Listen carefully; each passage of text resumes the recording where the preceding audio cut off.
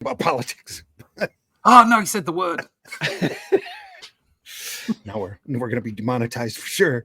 Anyway, Demonized or demonized? demonized? No, demonetized. We're already Isn't demonized. that the same thing? Yeah. Come on in, folks. We know you're there, and we're really glad you are. It's Sunday. Sunday, the 17th of October. No, of November. I keep thinking it's October. Okay. No. Christmas is coming. Too fast, too quickly. I'm at a show in Grand Rapids at the Grand Rapids Comic Con. While you listen to this, if you are listening to this live, and if you are going or in the area and you're going to the Grand Rapids Comic Con, I hope you find me in that tremendously big hall. Look for a back corner. And let me know that you saw this program. I'll give you a comic. I'll be more than happy to do that. Grateful that you're here. Really appreciate you being here. It's Sunday Funnies. We got a great retrospective book, a look at one of the, they call him the ambassador of comics, Mr. Jerry Robinson. Just before just before we start, you do realize that the people you've just told can get a free comic will be listening to this after they've been to the con and you'll have gone home. No, it's Sunday. They'll be listening to it it's Sunday. during. It'll be broadcast during the con. I tell you what, it starts at 9. I'll be there. I'll be there until 5. So stop bring by. your phone with this program on it, and it'll give you 2. There you go. I'm good for that. Yeah. Yeah. If he's seen that you subscribed, you get extra comic. Okay, I'll tell you what. I'll give you one of my comics, and I'll give you one of Russ's comics. There you go. Right, but you won't get any of mine. No way. None. Everybody's got to pay. The hell with you. And Glenn too. Everybody pays for Glenn's books. Come on. Gonna run the opening. Maybe. Hey, everybody, we're all gonna get laid. Wait a minute, that's not the opening. There we go.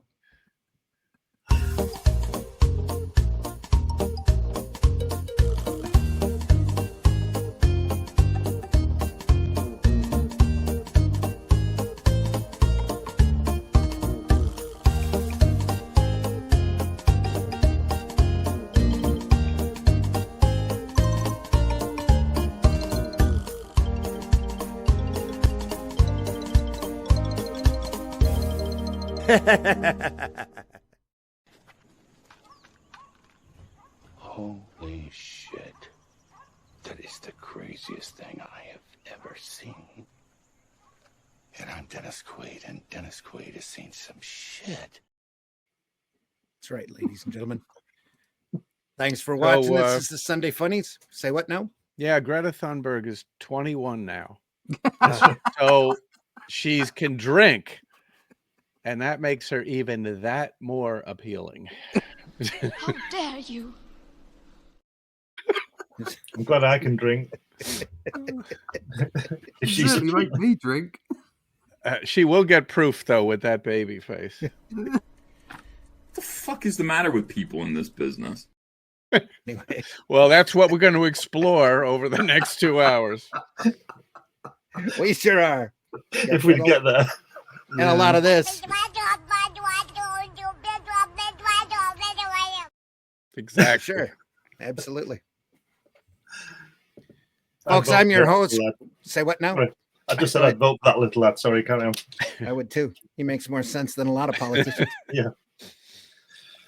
Folks, I'm your host, Randy Zimmerman. You can find my work over at arrowcomics.store. There are lots of great things to find over there, like Paragon.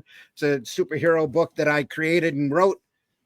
Hero Bot Zero. It's a book I did all by myself about a little robot and defending a city from large monsters. Alice in Chains is also available over there. Character I created with great artwork by Abdul Rashid, and The Fool. It's also available over there as well with great artwork by Chris Tyson. Real fun superhero urban vigilante character. And if you go over there quickly, there's only a couple of them left. You can get the Shadow Kingdom that we had a campaign with. It is a Robert E. Howard story that I adapted to comics that Russ Leach drew. That is a lot of fun. It's really the start of the sword and sorcery genre, and in glorious color. And that's also available over at Amazon, over at Barnes & Noble, any place, any bookstore that runs through the Ingram ordering system. And also, if you don't care for having the Shadow Kingdom in color, now you can get it in glorious black and white. Oh, look at that. And fantastic gray tones. I didn't realize it was that big. Boom. I didn't either. Look at that. But it is. That's like a treasury. That's what she said. And we got to talk to them about the next edition, because they put the inside back cover on the inside front cover. Oh. And the inside front cover on the inside back. They don't want to be doing that. Nope. But it's great. And it reads real well. You're going to enjoy it. It's in glorious gray tones. And it's fantastic. It's in the exact same format as our upcoming Atlantean series is. Exact same format. It's going to be great. Fantastic stuff. And that'll have original stories using the characters and situations based off of Shadow Kingdom. So we're really glad that you're here. Also joining me this morning is Mr. Glenn Fleming. Glenn, introduce yourself, please. Hi, everybody. My name's Glenn Fleming, and I'm not your host. And sometimes I wonder what I'm doing here. Well, in fact, I think that all the time. Anyway, I write books. I've written 12 books that are all on Amazon and Barnes & Noble and all that kind of thing. Relevant to this show, as I always show. And there's a book about my trip to see the late, great Jack King Kirby, guy who, well, in my opinion, did it all. You can get that there. You can also, if you get in touch with me, get a DVD of a documentary I made about my meeting Jack, and you see me speaking with him in the studio for about an hour or so, and you can get that from me. I also draw. If you go to funmycomic.com, you'll be able to get a copy of my Hatch annotated book. Hatch is a character I created many, many moons ago, and this tells a story of that creation, and it's got lots of published and unpublished artwork. And occasionally, I publish this Comics Unlimited magazine, which is a 100-page magazine about comics, interviews, articles, and all that kind of thing. And I used to publish that one, which is British Comics Magazine, but that's a different story. I'll end it there. A whole bunch of different stories. Yeah, literally. Mm-hmm. Good. He also has Hatch annotated over at Fun My Comics, folks. Did you mention that? You might have. Yeah, I did. Yeah. Yep. All right. Also joining us, you ready, Russ? Also joining us, Mr. Russ Leach. Russ, introduce yourself, please. My name is Russ Leach. I am a comic book artist from the UK. I have just received the prints that are going out with the Atlantean book 1, issue 1, and they'll be signed. And some lucky people will be getting these. There you go. Sweet. Wow. Sweet. Nice thick prints. Nice, easily put in a frame and put up on the wall. They'll be signed. They'll be winging their way off to Critical Blast in the next 24 hours or so. And the Atlantean itself will be going to print, or at least it'll be going to repro early next week and then off to print. So you should be seeing it. If you've backed it, you should be seeing it very early in December. And hopefully that'll be out all before Christmas. And then you can look forward to issue 2, which will be available in March next year. We've already started on that. And I'm really looking forward to penciling that up. That's looking really, really good. So if you want to find out more about that, about Shadow Kingdom, about the Atlantean, maybe some of the other stuff I've done in the past, you can just sign up to the email list over at russleach.com. Russleach.com's got samples of my work, bits and pieces, all my social media connections. You can get me through the usual places as well. So go to russleach.com and sign up for the email list. Okay. There you go. Yep. Also joining us this morning, Mr. Charles Santino. Charles, introduce yourself, please. Yeah, I've been around for decades and decades, starting with Conan the Barbarian. But today you want to concern yourself with Rammer, Master Thief in a Future Police State. First issue is behind me. Second issue is right there. Both are available on Amazon. Contact me for some free previews. I've also got a story coming up in the Atlantean, even though these wankers can barely afford my services. Actually, I'm just kidding. I'm not. They're not wankers, but yeah, they can barely afford. We told you it was good for the exposure. Yeah. So you want to look for that too, because I'm going to show these wankers how to write. Yep. All right. We're off to a good start. Off to a great start. Jerry Robinson, folks. Ambassador of Comics. I own this book. I can vouch for its wonderfulness. Can vouch for its size too. Knocking the camera around already. But not for the camera quality. Not for the camera quality, no. That's the Joker's shoulder, by the way. Or yeah, that's the Joker's shoulder, not a rip in the book. Not a tear in the dust cover. There we are. Ambassador of Comics. There he is, folks. Mr. Robinson. Got to meet him. I never got his signature. I wish I had.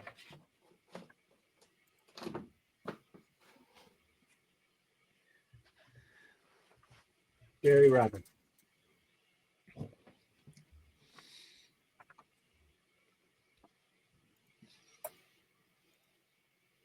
There we go.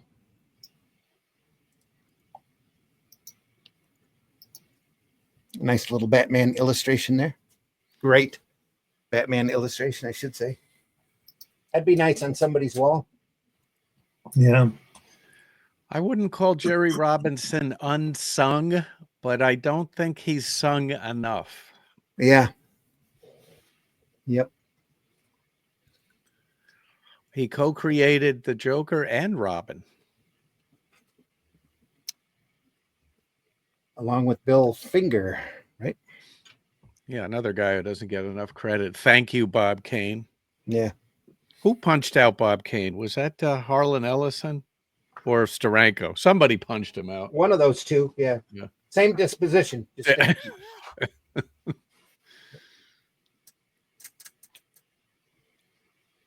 Jerry at his board with the tie on. The tie on, yeah. All he's missing is a pipe.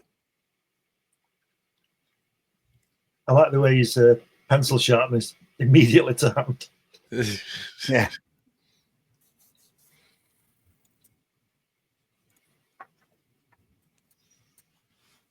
Denny O'Neil. Denny O'Neil forward on this. Yep. So this came out a couple of years before Jerry died, didn't it? Yeah. Came out in... I think Jerry died in 2011.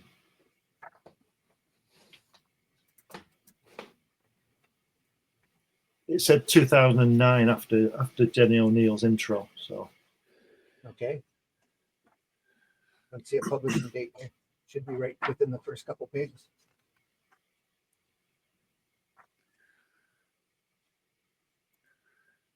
Nope. I guess they figured let's get a book out that he can see. Yeah. Yeah. Yeah, 2009 is what all of this is. Let's see, Christopher Crouch in the preface. Wow, look at that. That's a great picture, isn't it? Boyhood Batman. Boyhood to Batman. Yeah. Isn't that great? Fantastic, yeah.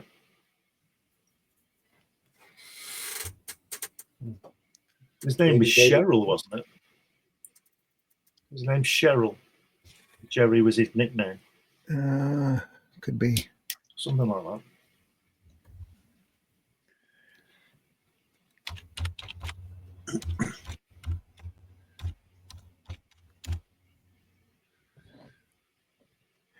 Let me look him up here.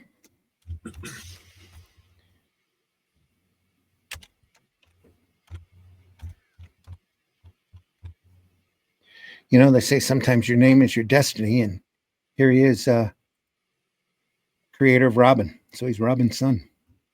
Yeah. January 1st, 1922, passed away December 7th, 2011.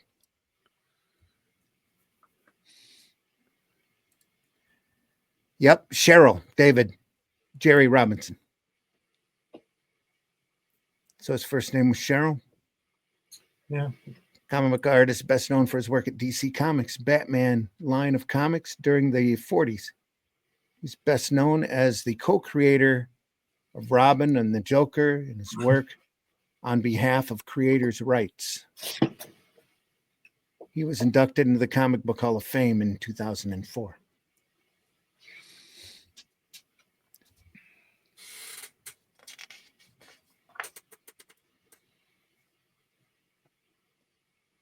Family photos.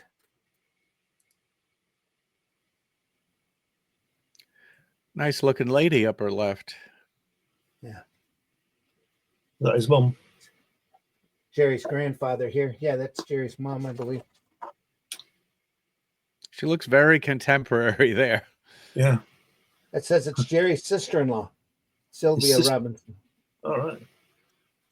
Oh, and that little kid on the main picture barely makes it on the frame. Yeah, Jerry is there. Oh, shit, we've got to get him on. Yeah.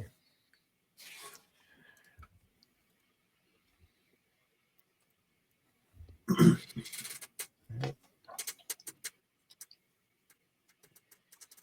at that. Very stylish. Is that Atlantic City? Marriage photos of Jerry's parents. On the right. Yeah. Here, probably, yeah. Yeah, it is. Strolling along the boardwalk. Yep. Atlantic City. I've been there once. Yeah, it's not a nice place. Yeah, a long time ago. Look at those trousers. Yeah.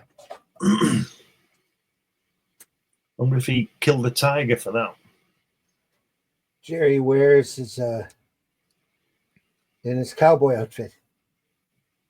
Yeah. Not tiger, leopard. Childhood home. Well, not too shabby, is it? Ah. Pretty good, though.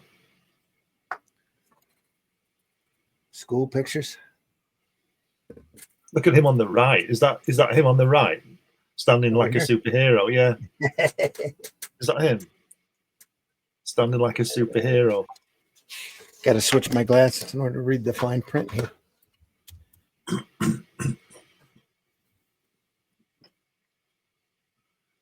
Standing far right. Yep. Yeah. Was a boxing champion at summer camp. 1930. Yep, that's him. Wow.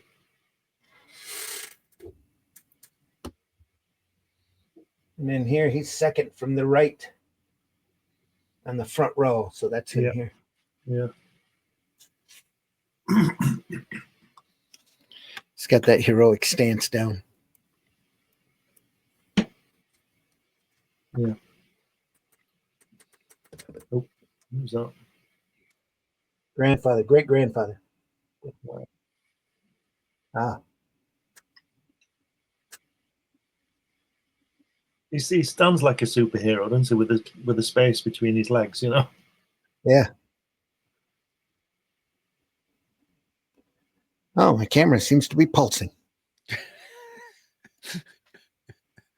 That's me thinking about Greta.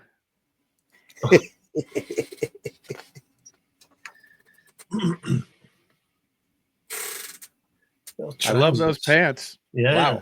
Wow. Gotta love those pants. You could fit 2 or 3 Jerry's legs in there. Yeah. They don't make them like that anymore with the high waist and yeah. Summer of 39, so it'd be 17 there, wouldn't it? 18. There you go. 17. Dressing for the lady. That's great, isn't it? Yeah. Fantastic. Is he playing ping pong? By that, I didn't mean his hand in his. By that, I didn't mean his hand in his pocket. I meant no. He's playing pocket pool. Yeah, pocket billiards we call it. It's too early for pickleball. Yeah. Okay. There you go. There he is standing there. There he is, Robin. That's him. Number 10. Does anybody know who designed that logo? The Batman logo? Yeah. He did. Oh, okay. Yeah. Brilliant. Yeah.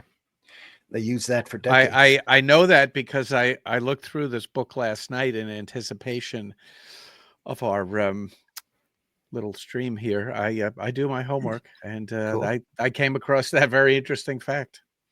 Great. That's good. That's good to know. And it's still being used. Yeah. Yeah. Didn't they use that on the TV show? And it used to spin towards you. Yeah. Very similar. Yeah. Yeah. Same logo. Fantastic. And there he is. Look, there's the evidence, folks. Look, lovely brush Batman's got and a pen that Robin's holding. Mm-hmm. And that's how you do it. Look at that. That's fantastic.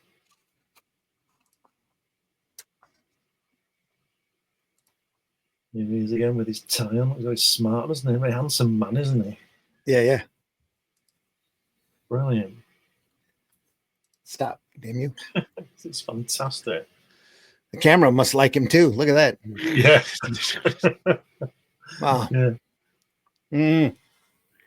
All right, drives me crazy. I definitely have to get another camera. There we are. There's that logo. Brilliant, that. Number 1. There's the infamous Bob Kane. Boo hiss. Yeah. Boo hiss. They did a Warren horror story that was patterned after their situation. They reprinted it in the History of Comics book. Do you remember who drew it? No, but I've got it right I seem to remember it. I do have it handy. I did have it handy. I think that I love that logo. You know, it just does everything, doesn't it? It does, and it's so unrealistic, but it's great. It's brilliant. It's just fantastic.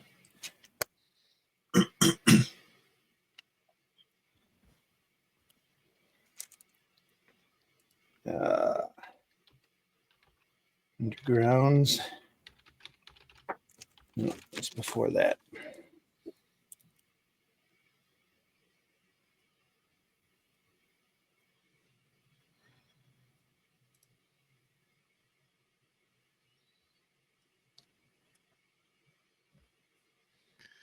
Still looking, still looking. I got it here.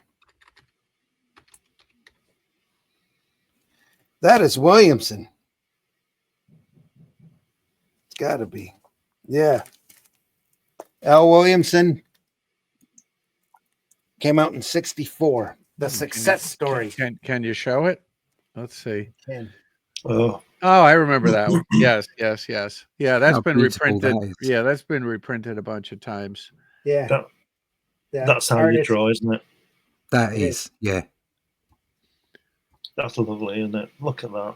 Yeah, I mean that's in the style of the best comic strips, really. Rip Kirby, right there. Yeah, yep. Secret Agent X9. Al Williamson does have that sort of strip style, doesn't he? Like Romero and people like that. I always found it amazing that there's another artist named Al McWilliams who has a very similar style. Yeah, he does. He's a great artist in his own right. Mm-hmm. Yeah, I hear the guy is taking all the credit. He jobs out to everybody. All he does is rule the panel borders. Somebody writes it, somebody draws it, somebody letters it, but he rules the panel borders and then takes all the credit. Yeah. Well, Stan Lee did a little bit more than that. Yeah, so they're all in a bar one day. They figure out what they're all doing. They go to confront him. He whips out a gun, shoots them all, throws them in the bay. But yeah, that's what you do. Yeah, Right. This is a Warren comic. It is. it's And a in bit true- over the top. Yeah. In true Warren fashion, though, of course, they all come back out as zombies. And, Of course. Oh, And the next story is a story you could not have the title of today. Yeah. the squaw. The squaw, yeah. Look at the spot Oh, blacks on this, though. We were Yeah. talking about Oh, spot yeah. blacks the other Yes, day, yeah. Glenn. It's With just Mad Love, yeah. Yeah. wow. It's lovely, isn't it? Really rich, in imagery. It's just beautiful work. Yeah, I keep this book handy because sooner or later I'm going to get back to that history of comic book comic that I'm working on, and I'm using this as reference material. Can you show the cover of that book? It's got Banana Man. Yeah, I've seen. Oh, I have this. I've seen I've seen the cover of that book. I've never seen the insides though. Comics: A History of Comic Books in America by Les Daniels. When I was a kid, this was the book for me. I'd come stop at the library on my way home from school. Why are we not going through this one soon? Because it's really clumsy and all of the stories are printed sideways. Well, we don't care about that. We just want to see the artwork. Yeah, but I do, Yeah, but you'll have an earthquake there anyway, whatever happens, so it don't make any difference. Anyway, meanwhile, same bat time, same bat channel. We'll look at that book sometime real soon. Especially since I've got it sitting there in handy. There it's pulsing again. Stop it. It's saying, get Al Williams on. There we are. We love Jerry, but we want Al. All right.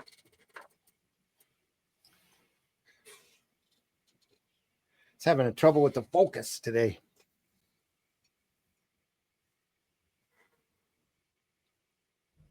Small earthquake, folks. See if that corrects it any.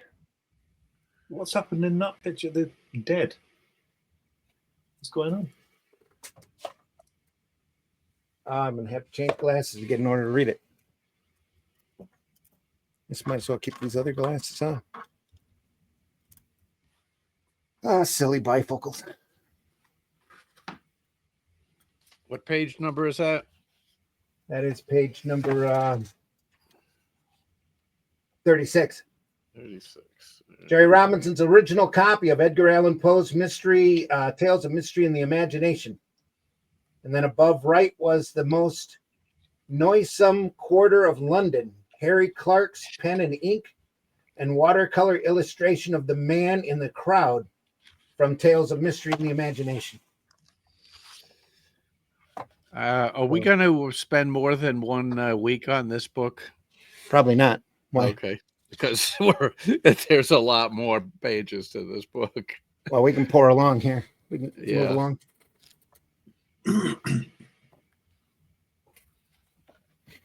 We'll just keep moving at a steady clip. Yeah, and it never lets up. It's good throughout. Yeah, and a lot of it, there's a lot of text here too with very small cover repros. I'm sure DC only allowed them to do certain things. Wow, look at that. Yeah. What I find interesting about so many of these originals, and they show the covers, the fact that the originals even exist is amazing. Mm-hmm. But the originals are so much better than the colored versions. Yes. I mean, it just, you look at that original and then you go, wow. And then you look at the color and you go, yeah, that's nice, but it's not capturing the original at all. Yeah. There's some evidence there. I read somewhere that he would spend more time whiting out and redrawing than doing the drawing. And there's your evidence of it. Yeah, there's the white. People would be pulling the pages from under his pen saying, no, it's fine. Just leave it alone. And he said, no, I got to just do this bit. You know, the funny thing is, if he's drawing Batman's legs that look very much like his own legs. Yeah. Well, that's it's basically the same slightly skinny calf.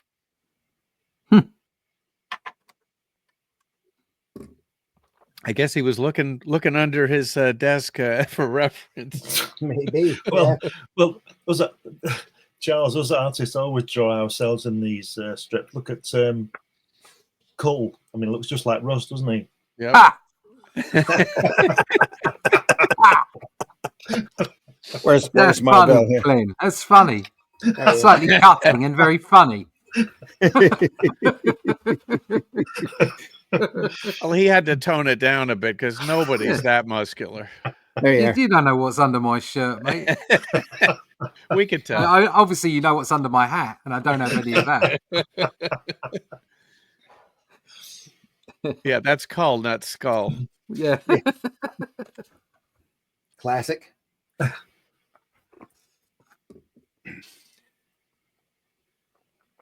I like that one big tooth in the middle. Yeah. Yeah. It's weird, isn't it? It's the egg tooth. Yeah.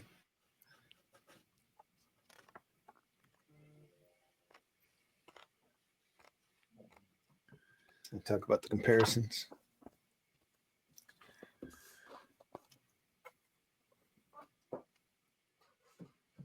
There we go. Detective 17. That's sort of kind of an Eisner cover at the left, isn't it? He does that kind of thing. Crime a Day.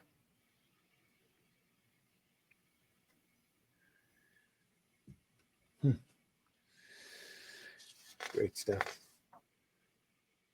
It's another original. I wish they'd have blown that up. It's got an ostrich on it. Look at that. Yeah. Again, the original is so much better than the reproduction. Yeah. So much fun to see the paste ups. Yeah. And again, the fact that original even exists. A miracle. Yep. 80. There's quite a few. There's quite a few originals in this book, which just amazing. They went through and found a lot of people that had his originals. Let's hope Jerry had them. Unless he had them, yeah. I'm saying that's very likely too.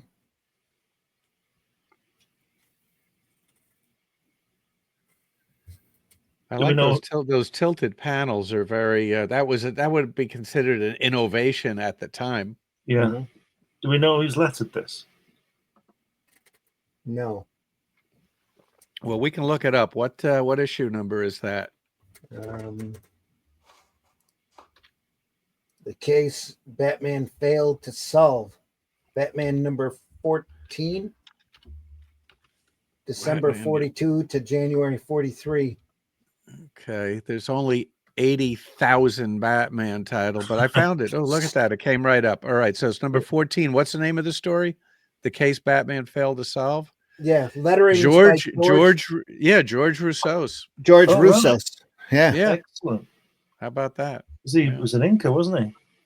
Yeah. He inked a lot of Kirby stuff, didn't he, in the mid 60s? Unfortunately. Well, it was. I think there's a bit. It's not the worst. I don't think the pencils were that tight because Jack was doing everything. No, he was doing 18 pages a day at that point. Yeah.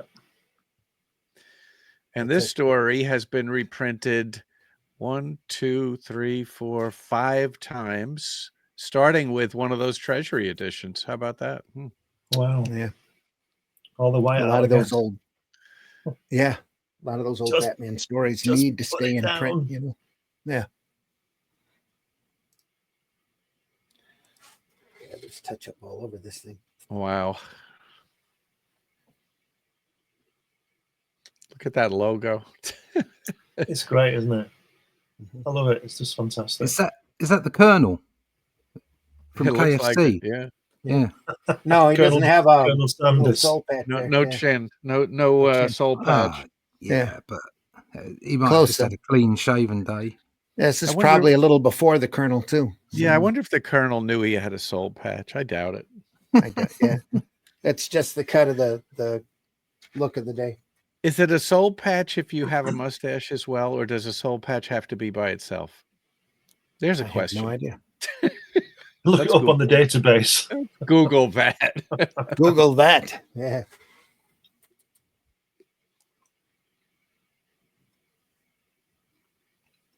Great stuff.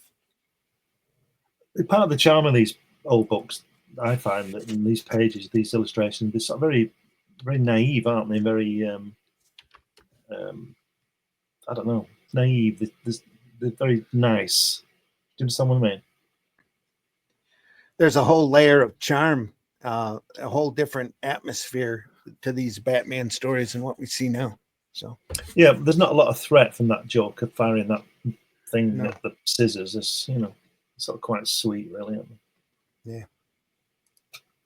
Got I that. saw a bit online where they were discussing how Batman actually got that giant penny into the Batcave without being seen.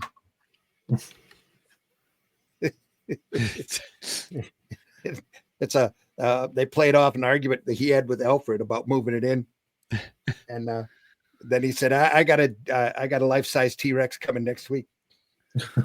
The internet says a soul patch doesn't have to be by itself. There we go.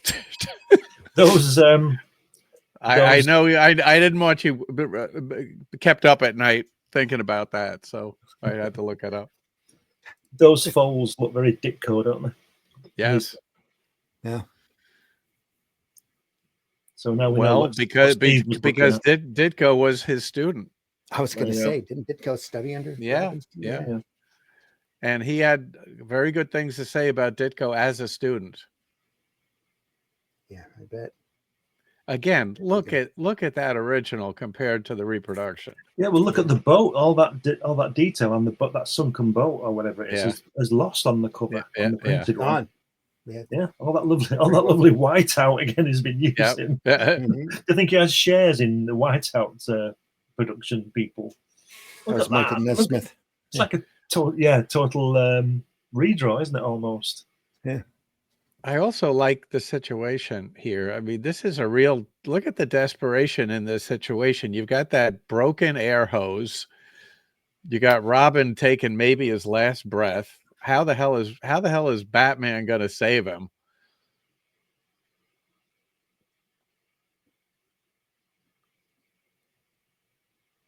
It's getting something loose. One thing that does come across better in the color, though, is the light coming from inside. Yeah. Blasting up. And the flashlights or spotlights on the right. Yeah. Nice touch. Giving you some very dynamic diagonal lines. Mm-hmm. You can call that a masterpiece. Yeah.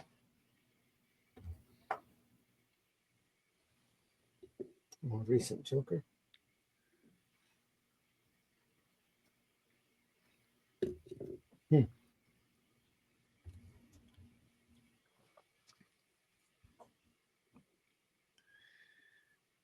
Comic books, an ever-expanding universe.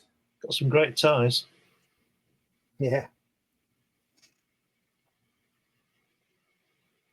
Citizen Kane. Nice hair. Yeah, it must have been nice times, exciting times for these people. There's that picture from Citizen Kane. I read the caption last night. Apparently, all the comic book artists went crazy for that movie and saw it as many times as they could while it was still in the theaters. Yeah. Well, he broke a lot of ground, photography, shot-wise, with that film. It's a great documentary out about him making that. It's on Max, I think. How they had to argue with him. He wanted to get a shot from the feet up, and wanted everything in the shot. And they said, "Well, the only way you're ever going to get that is if you drill a hole in the floor of the stage." So that's what he did. Yeah. He also showed ceilings, which was very unusual in movies. Yeah. Did a lot of different angled shots. He said he had a chance. Go ahead. I'm going to say Wells was a sort of like Steranko. He seems to say it like it is, like Howland and Elson. They don't mess about. They don't mince the words. Because Orson Welles was always in trouble with the production companies, wasn't he? He did a lot of things. Shot his mouth off quite a bit. Did a lot of crazy stuff. I think most of that come out of him being bored too. That he was just that intelligent. There's a great interview out there where he said he had a big major cameraman guy who's big renowned walk up to him and told him that he wanted to be the cameraman on Citizen Kane. He said, and he asked him, "Why the hell do you want to be my cameraman?" He says, "I don't even know what I'm doing." And he goes, "Oh, you can learn everything about directing in 15 minutes." He says, "It's what you don't know that I'm here for." Because when you don't know what to do, you do your best stuff, and you do stuff outside the box, and that's what he wanted to do. So he said he wanted to work with him for his naivete.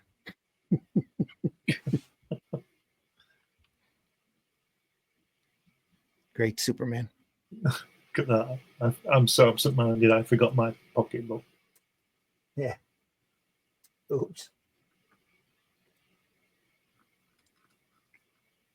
Is that a seagull Superman there? Or did he draw that? Yeah, it says Jerry Siegel on the signature, doesn't it? Oh, it says 2. Yeah. Yeah, it will be. That'd be worth something, wouldn't it? Yeah, Schuster, Siegel? Was it Schuster? It's both of them. Both of them have done a dedication on it. Both of them signed it? Yeah. Yeah. Yeah. Sweet. Imagine that on your wall. Yeah. Is that a original comic art exhibit? And in a little 5x7 frame, way up where nobody could, just about a little above eye level for me, so none of the kids could reach it. It was an original Superman under glass. Wow. Pencil sketch. Beautiful. Yeah. By Schuster.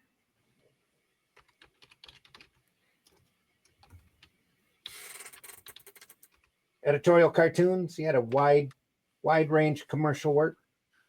Here's London, the character that he did for I believe it was Lev Gleason Publications. Same guys who did Daredevil and Silver Streak. Am I wrong? Don't know.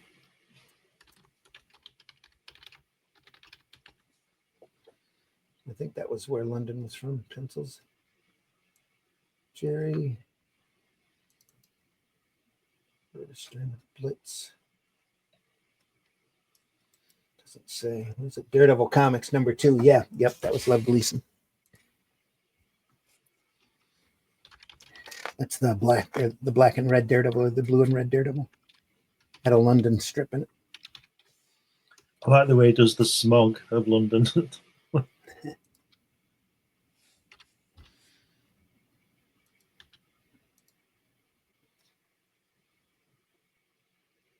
Great chat.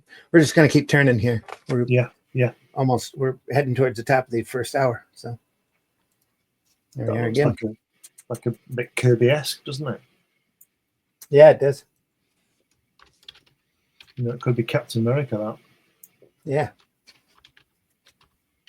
I'll tell you what, Hitler was taking some hits, wasn't he, in these comics back in the day? All the time. Everybody was knocking him down, weren't they? Yep.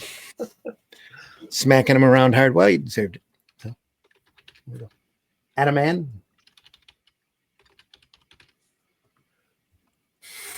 Another creation of Jerry's.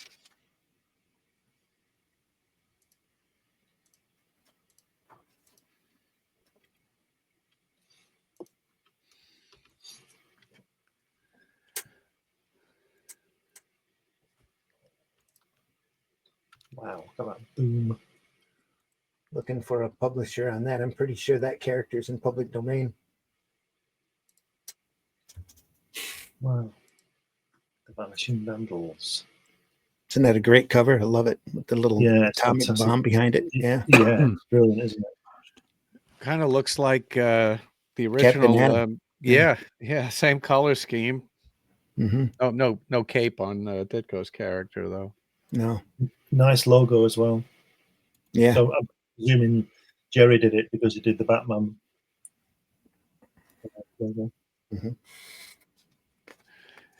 You know who his sidekick is? Attaboy? Exactly. Yeah. Thank you. Rimshot, please. Yeah. That's close we get. That right-hand page looks very Kirby, doesn't it? The faces. Black Yeah, Terror. it was very Simon Kirby, Simon Kirby, yeah. Meskin, sure does. Simon Kirby. Yeah. Mm-hmm. Yeah. When did Joe Maneely appear? Was that in the 50s? I don't think he's in the 40s. Right. Let's go take a look. Yeah. I think look Joe that up, Maneely. Charles. Yeah. I think Joe Maneely was 32 when he died in what 1956 was it? 7. Let's take a Bus look accident, wasn't it? Car Yeah, accident? Train. Train. He Train? fell. Didn't he fall between the trains as it was pulling in the subway and the subway? Yeah. Let's see when he got started. Late 40s.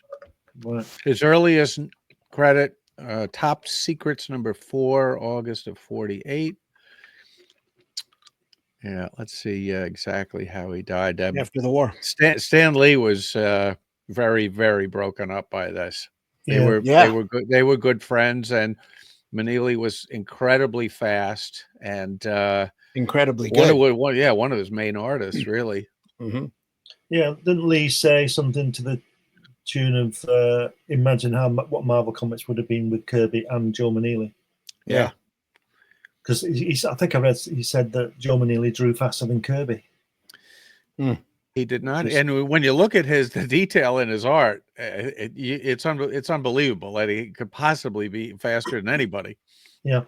It says here, let's see, he died past midnight on what was early Sunday morning, June 7th, 1958.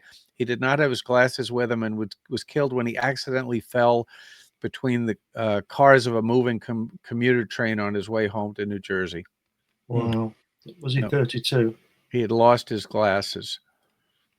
And apparently alcohol was involved as well. Look at those. That lady there on the right-hand page. Again, we've got the Ditko Falls. The Jerry Falls, really, that Ditko Nick. Yeah. But it also looks like a sort of an eerie cover, doesn't it? With that kind of. He was really good with the femme fatales. Yeah. What page number is that? That is page 87. All right. Yeah, we're getting into some nice stuff here. I'm looking at the pages coming up. Vigilante, fantastic. Set on that big gun. That's great. Yeah, it's inked by Mort Meskin. Big surprise. There you go. Again, it's very Simon Kirby to me. Yeah, it exactly. Is. Yep. Very much so. But very nice.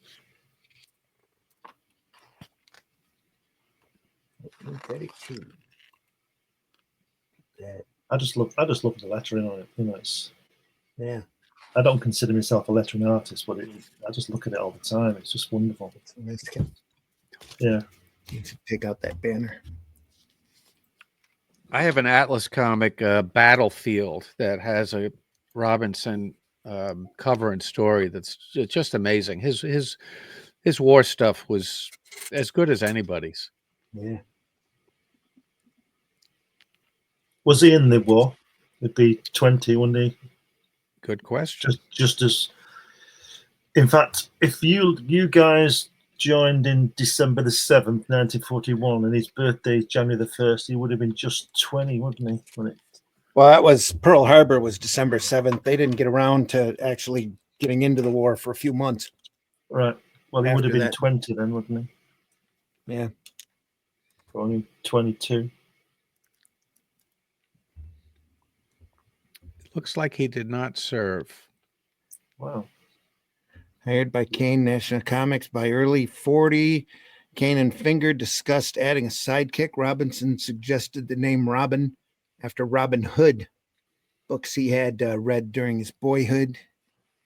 Batman's nemesis Joker was introduced around the same time. Batman 1, spring of 40, though Kane claimed he and writer Bill Finger came up with the idea of the Joker. Most comic historians credit Robinson. Robinson and Meskin. Yeah, Robinson and Meskin had a studio. Modeled after Conrad Viet. Yep. And From the Man Who Laughs. Yeah, that's really obvious when you see that picture. Look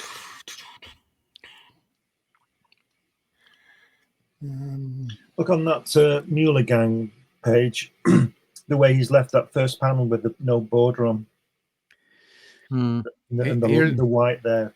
Here's an interesting line from the Wikipedia entry. Robinson never saw himself only as a comic book artist. In the 1950s, he started drawing cover illustrations for Playbill and his hand at political sketches, producing what he considered his best work.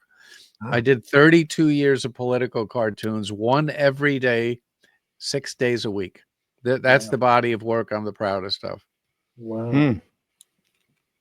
Well, my time on Batman was important and exciting and notable, considering the characters that came out of it.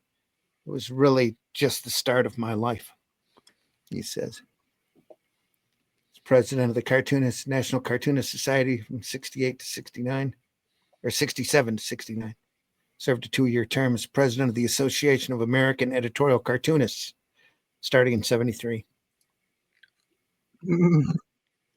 Crucial.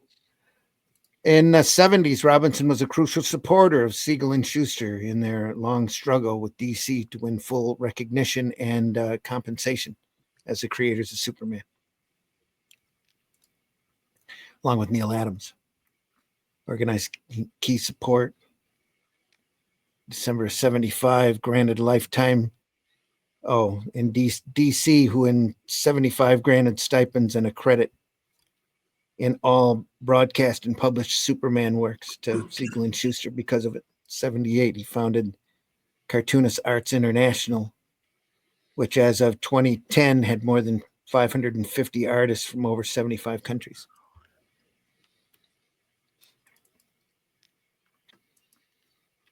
'99, created an original manga series, Astra, with the help of manga artist Shojin Tanaka and Kenichi Oishi, and was later on released in English through Central Park Media by their manga and CPM manga as a comic book miniseries and then a trade paperback.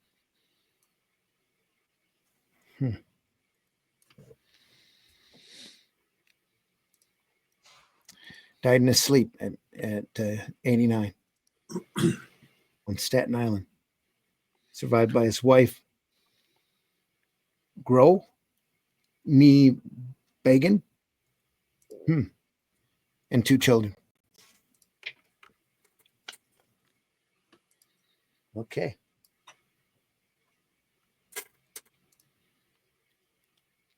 Phase 4 of Operation Killer.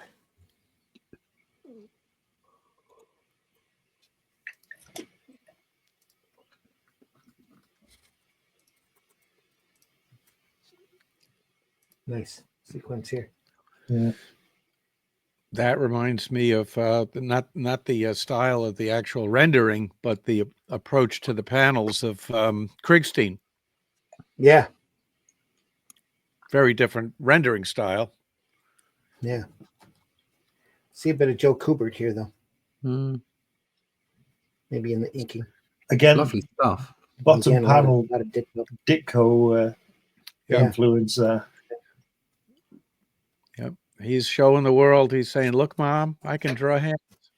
Yep. Not the easiest thing to do. No.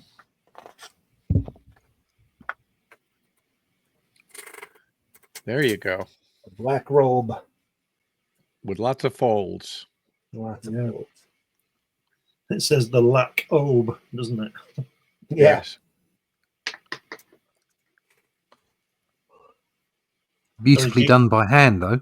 Yes. Yeah. And very detailed work as well. Yeah, look at that. That's lovely. is it a piece of wood at the bottom that's just behind that box in the first? Yeah. Look at that. All the work into there, and it's just overlaid with it. Yeah.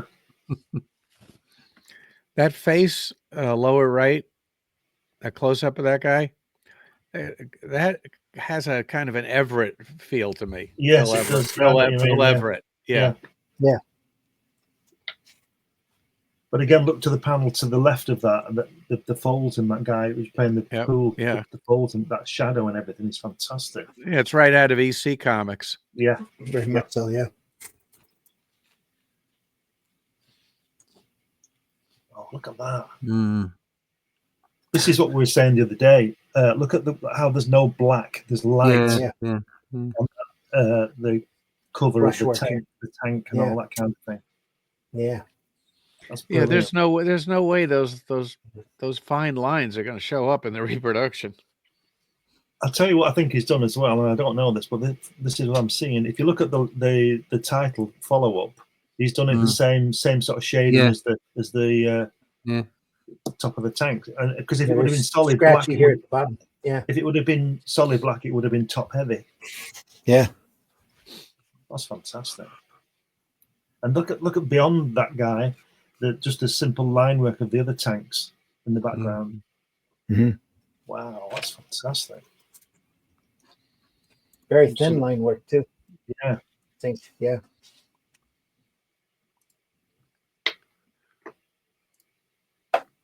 Look at that. General Chung. Trap of General Chung. Danger City.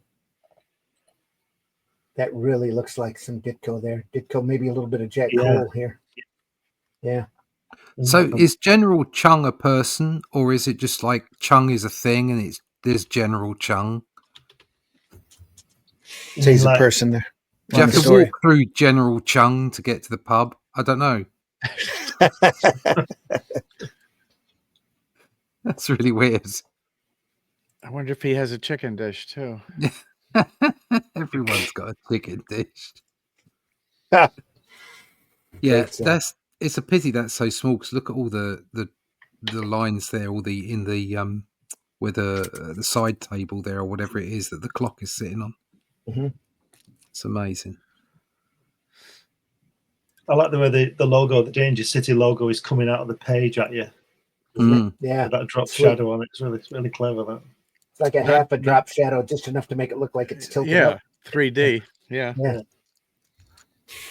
Really reminds me of Bob Burden, who did Flaming Carrot. On the layout, just the feel of the piece. Look at the guy's knee. The guy's knees pure. Well, I keep saying Ditko, and we should say Robinson, but you know what I mean. Yeah. Look at that knee there. Fantastic. Lovely falls. Fantastic. Somebody putting their 2 cents worth in right there. Yeah. Them pencils. Look at that. That's hot. For a guy who didn't consider himself a comic book artist, he's doing some pretty amazing work. Yeah. Or just a comic book artist. Some of those guys didn't, though, because comic artists at that point were looked down upon so much. Very much so. Yeah. I think somebody messed up who produced this book. These should be full pages. Yeah, I agree. Yeah. You know, when we talk about the movement against comics in the early to mid 50s, it actually started in the late 40s, but it didn't really get steam full speed ahead until the Senate hearings. But by 47, 48, there was an outcry. I think there was this thing called a war. got in the way. Yeah, and then Elvis arrived and reminded them. Well, the thing was, they were moving so many comics overseas to the fighting men. Were carrying them with them in their packs. They're moving millions of copies across the Atlantic. So they knew when after the war, a lot of these guys just wanted to keep reading comics. As entertainment. that's why they kind of grew up. You got your Crime Comics and the EC line and that out of that mindset. If there were older readers, they weren't necessarily meant for kids. Yeah, the war stuff, the romance stuff. The romance stuff wasn't meant for 8-year-old girls. It was meant for 17-year-old girls. Yeah. And maybe 21-year-old girls on their way to spinsterhood. Yeah. Look at that. The black on that. Yeah. Again with the hands. Yep. And there's a hand with a hand, 4 kings. Yeah. 5. No. That's awesome. Yeah, it might be 5. Can't see the last card. 4 kings. No, there's a club. No, there. it can't be a king. No. It's just don't know what it is, a spade anyway, whatever it is. Look at that profile here. That's great. Real simple, very, very spot on. Almost Bat Masterson looking.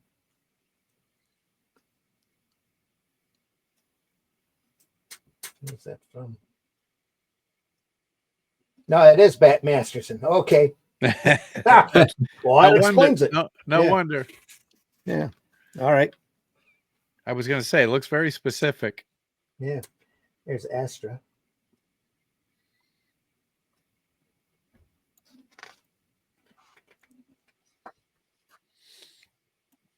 Books Broadway and Becoming Professor Robinson. Cover for Atomic Energy. Wow.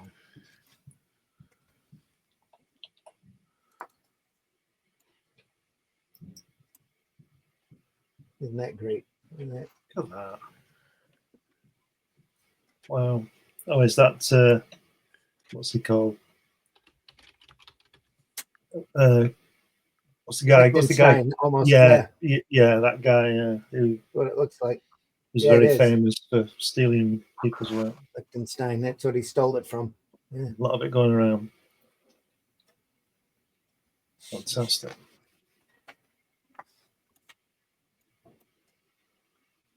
Liechtenstein made an art of stealing art. Yeah. Made a career out of it, really. I mean, if he doesn't completely illustrate the snobbishness of the publishing and art industry, but just because he was who he was, it was hailed as fantastic art, but he'd stolen it from stuff that they wouldn't even, put in their rubbish bins. When was that Superman done? Because Michael Jackson's in it, and what's he called? Woody Allen. Woody Allen, yeah. Yeah. And so that must have been done early 80s, looking at Woody Allen there. Yeah, and also if you look at the Clark Kent's in it as well, just to keep going above Woody Allen with the glasses on. That's Clark Kent, I reckon. Just keep Henry Kissinger. Next one up. Keep going up. Up here, yeah. Yeah. That's Clark Kent. Because he's looking at his own statue, isn't he? Yeah. Is that Ronnie Reagan there as well? It's probably an attempt at Superman, the movie. Yeah. Christopher Reeves. Yeah, so that's 78, isn't it? Yeah. Anniversary issue of Superman number 400, October 1984. There you go, 84. Robinson's homage shows Batman and Robin dropping in on unveiling Superman statue in New York City by Mayor Ed Koch.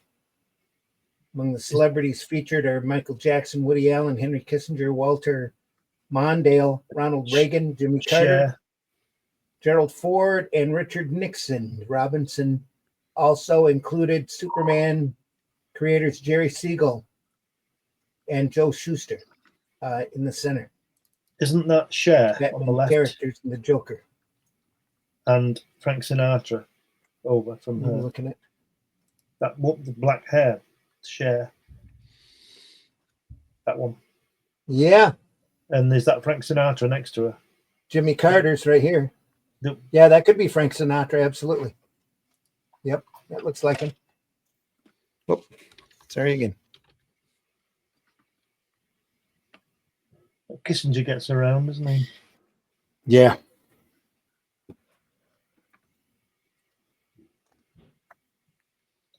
World's greatest comics quiz. Yellow kid in the front.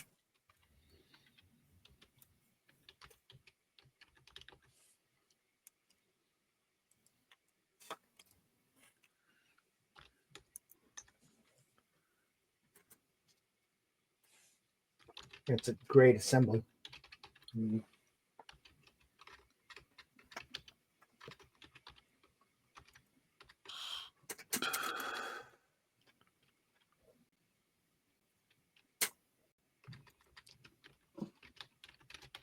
Carl Sandburg. Sketch there. I thought it looked like Andy Warhol for a moment. Yeah.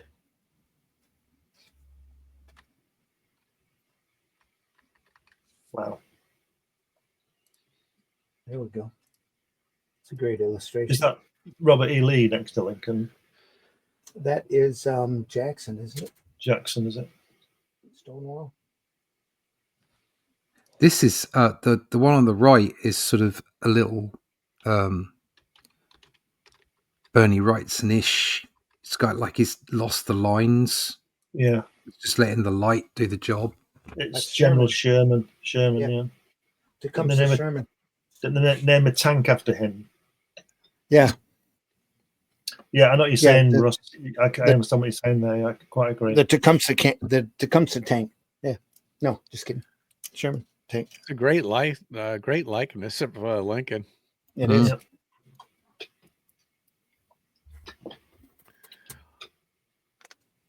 Of course, he was working from a photograph. You'd have to, wouldn't you? Yeah. Got that. Great hair on that. Again, he hasn't felt the need to draw everything.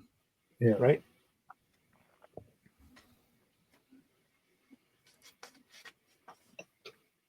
Wow, look at that. Nice. If only the moon's surface looked like that. Mm-hmm.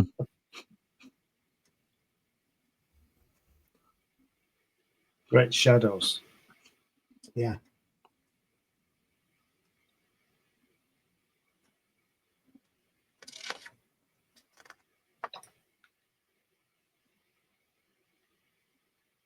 It's editorial work.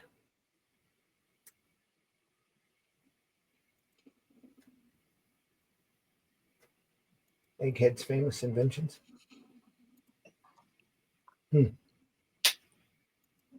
Professor Egghead.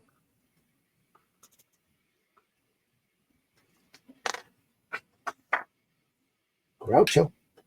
Yeah. So how loose that is by comparison to the other stuff. Yeah. Love the line work though. Just great.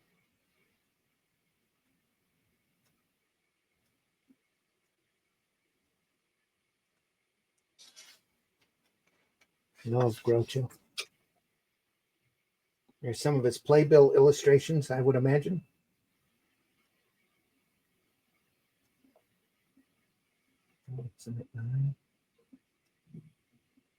Very nice. That Gemini one there on the left-hand page, the second illustration's got a very mad feel to it, hasn't it? Does. Mort Drucker. Yeah. Feel to it.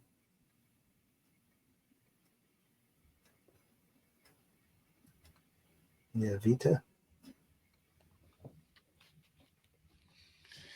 Very nice.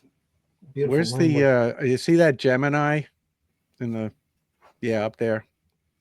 Yeah, I remember the ads for that. They had a TV ad campaign for that play that if you look on YouTube, you'll find it. It is, people still talk about it to this day. It was hysterically funny and had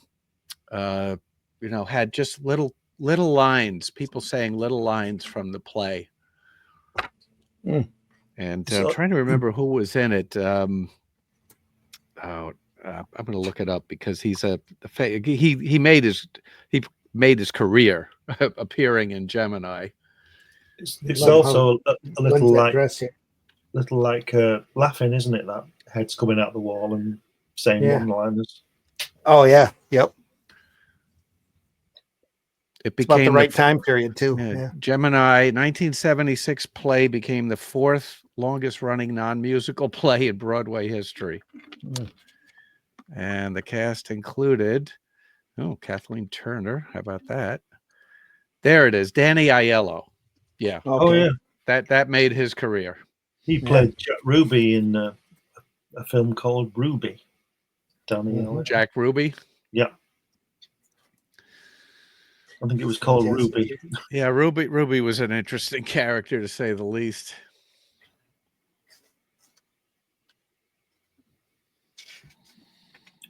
Jacob Rubenstein.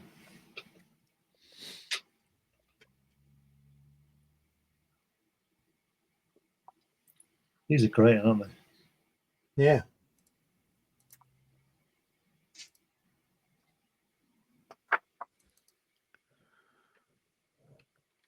Wow. I was going to say Mickey Rooney. Yeah, is it Mickey Rooney? That's what it looks like. Ann Miller here, that's obvious. Yeah. Yeah. And Mickey Rooney, yeah. It's got to be Mickey Rooney. It is, yeah. It's such a wild, shaky signature. Must have been older. Judy Garland's best friend. Yeah. He used to look after her, didn't he? Outside of Roddy McDowell.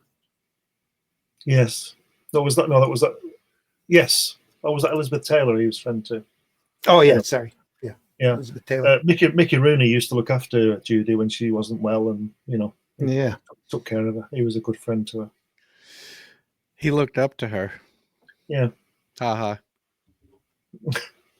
Have you seen that film of him with Jane Mansfield? Have you seen that? No. They're on some kind of award show and he's there giving the awards out and she comes on. And you know what Jane was like?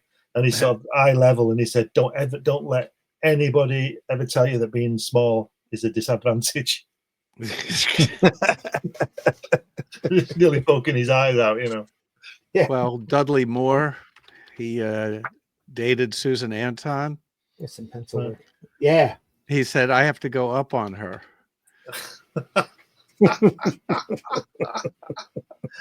Now those this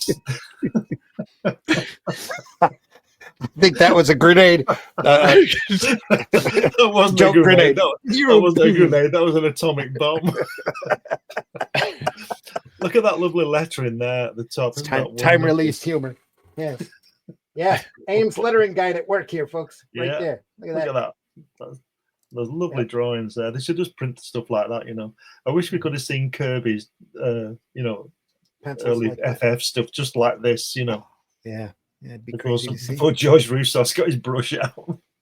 So nobody thought that, it would be worth copying or photocopying at that point. You just had to get the job done. Jet Scott. Speaking of Dudley Moore, I assume we've all heard Derek and Clive. Yeah. Yeah. Randy, have you heard Derek and Clive? Very basically familiar with it. Yeah. Peter Cook and Dudley Moore as Derek and Clive. Uh-huh. The filthiest stuff you have ever heard in your life, and also the drop dead funny. Yeah. Okay. Yeah. I won't say it, but the lobster thing is quite funny. She was at my window. She said, I need you. I said, get out, you hussy. While I was having my 9 o'clock wank, was that AM or PM? Oh, that was my AM. How dare you? It's classic stuff. It's so good. Yeah. And their normal stuff, their regular stuff was incredible. The Frog and Peach restaurant. And when he's in the one with Liza Minnelli, when he gets rich and he says, and he inherits $300 million. It's just a simple line, and then it always makes me laugh. And it's just a simple line. And she said, what did you do with the money? Because he was going to give it back or something, wasn't he? And he said to her, listen, I might be crazy, but I'm not stupid. Of course I kept the money. Now this page here, I remember seeing this strip ran in regularly each week in the Daily News in New York, and I had no idea who Jerry Robinson was. I just remember this, very funny little thing, and it was a clever idea based on things kids said. It's kind of like that Art Linkletter thing. Kids say the darndest things. Yeah. But illustrated. Yeah. That sort of Lincoln guy at the left, he's got Jack Davies' feet, hasn't he? Yeah. It's lovely that he can have so many different approaches to drawing. Yeah. Really impressive. That was a close election, Douglas. 7 votes and 9 for me.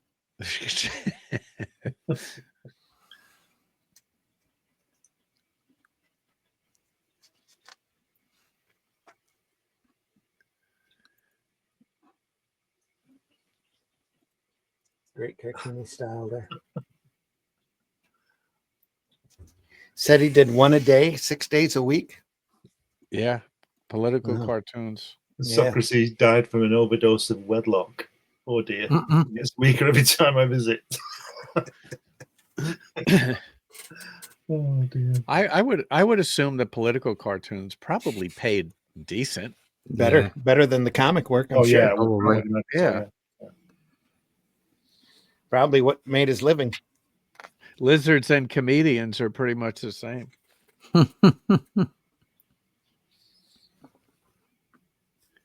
That was no lady. That was my iguana.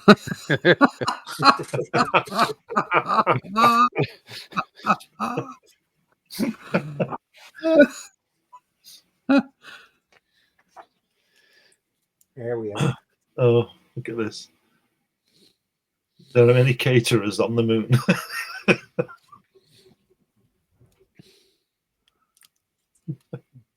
Leonardo da Vinci painted the Moaning Lisa. You've heard about the restaurant on the moon? No. Great food, no atmosphere. Till Russ Abbott turned up. Can't even give you a bell that's a for British that one. joke.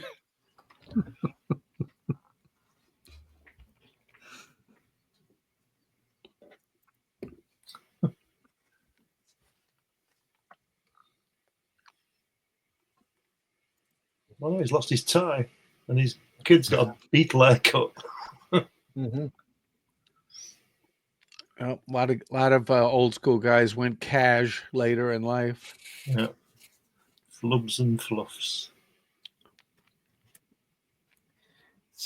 Fritz de Pat, right? Animation, that kind of looks like. Yeah. Yes. Very Mort Drucker again, though, isn't it? And in that particular style, like the old Super 6 cartoon. Yeah, but that cover from Superman 400. Yeah. That was very mad like. So, yeah, it was. Yeah.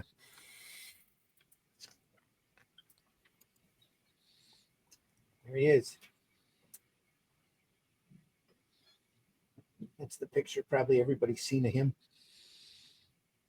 Got around quite a bit.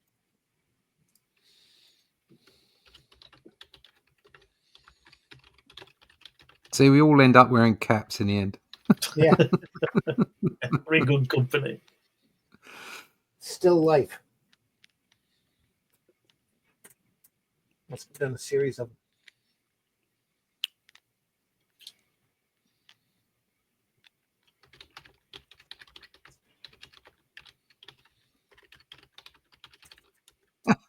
£2.75 a pound.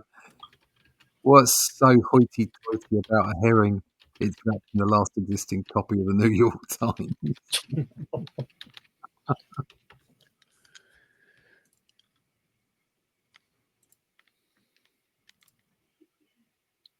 Bricks instead of tricks or kicks. There he is. Oh, in front of, they were advertising his comic strip in the news. If you've ever seen the top of a fire hydrant, you'll know how uncomfortable that must be. He's not on the very top of it. Yeah, I hope Yeah. that's just under his Leaning, jacket. just leaning Yes. up against it. Yeah. Yes, the coat is covering. Yeah, Mhm. the jacket. Yeah, yeah. The Daily News. That was the paper that Look at that strip was in. just before you turn. Look at that bottom right.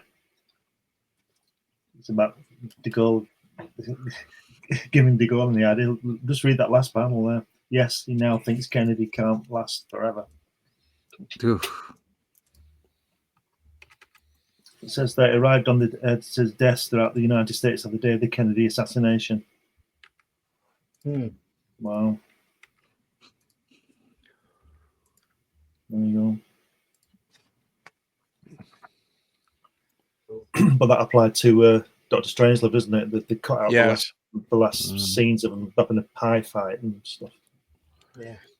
Also, when Slim Pickens goes through the emergency kit, the survival kit they have, he says, fella could have a pretty good time in Dallas with all that stuff. And Yeah. they had to overdub Vegas.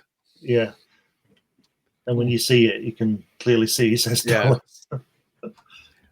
I don't remember this strip at all, but that doesn't mean I didn't see it in the Daily News. It's probably a pretty small, almost eighth of a page. Yeah, probably by this time I was probably not reading it anymore. Yeah, the way the lettering is, you could shrink that down to, yeah, that might have been the size it was printed at. It's right there. I've said many times. This isn't my quote, but I've said it many times. The more things change, the more they remain the same. And look at the balloons above those top hats. I've just been reading them all. Yeah, it's exactly the same, isn't it? Yeah, exactly the same. Look at that, and the next one. Look at that. What's the difference between offensive and defensive missiles? It depends on the direction they are pointed. And that's so meta as well. It's not. Yeah. There's more to that statement. Look at that one there. Oh, yeah. Why do you so vehemently oppose Medicare? It would destroy the traditional patient-witch-doctor relationship. Boom. Yeah. Why does the State Department assume it's infallible? Because their facts are always based on their conclusions. Ooh. Beautiful. That does apply to today. Yeah, it does, all of it. Yeah. Look at that there. What was in that letter you found on the seat? Bring your car into adjust defective steering wheel. Oh. How can you prevent the escalation of the war? About 100,000 more men should do it. Jeez. Very. That was the policy. Was. Still is. They just don't say it out loud. Oh, yeah.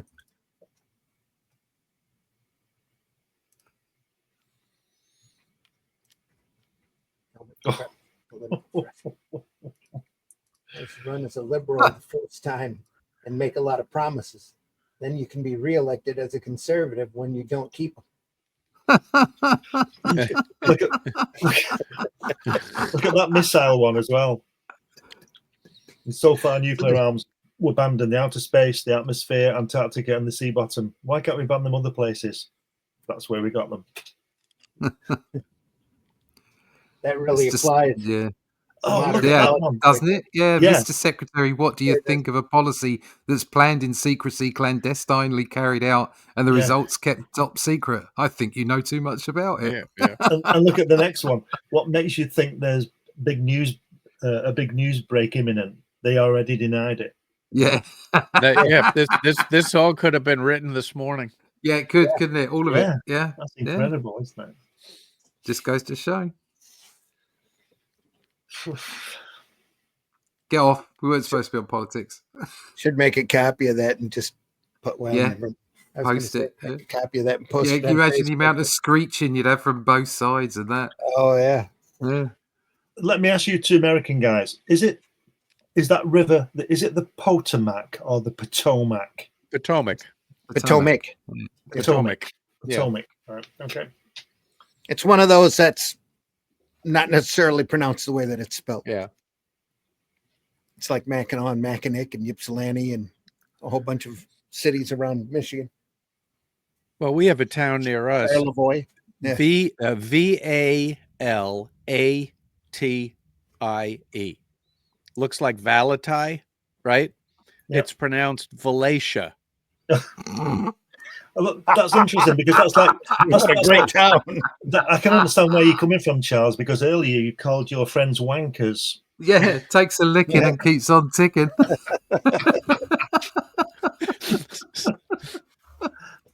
I call everybody wankers. Look at that tap. Look at that It's tap. a British tradition.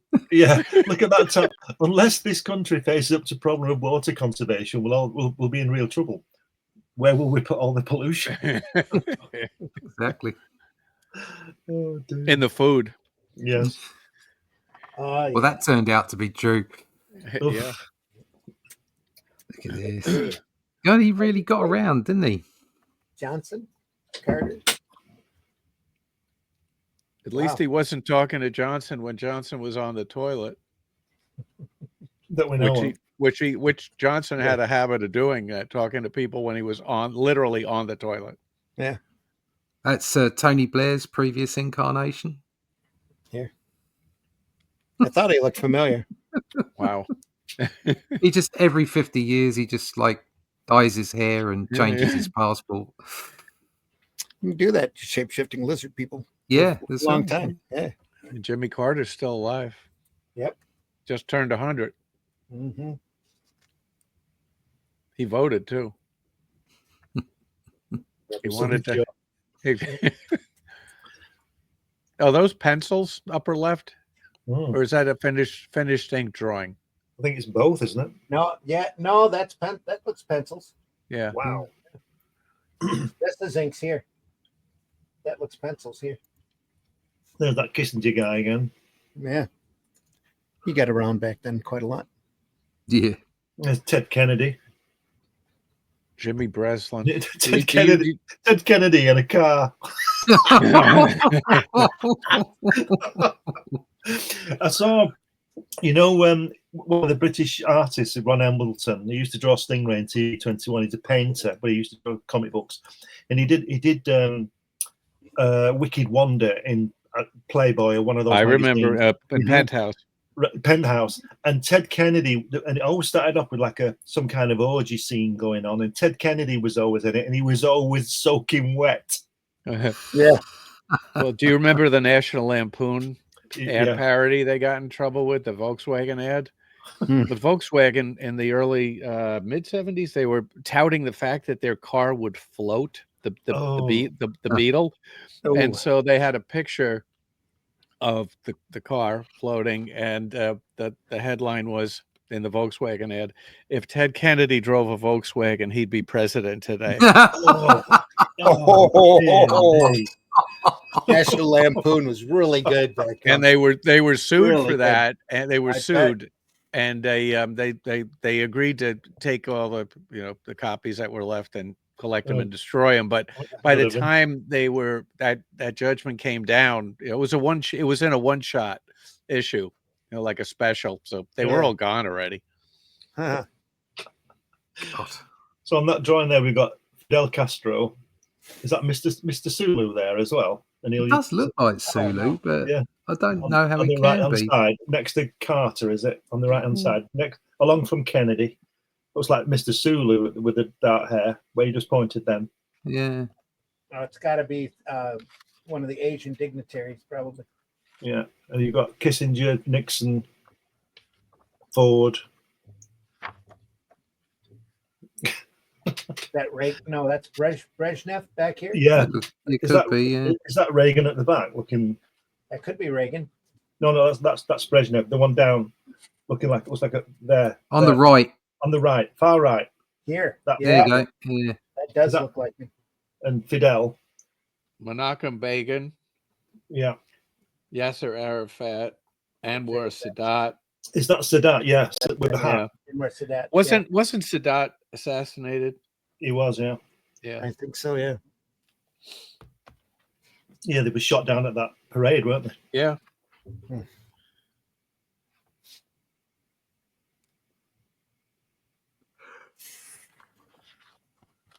You know, I think we're going to make it through this book, believe it or not.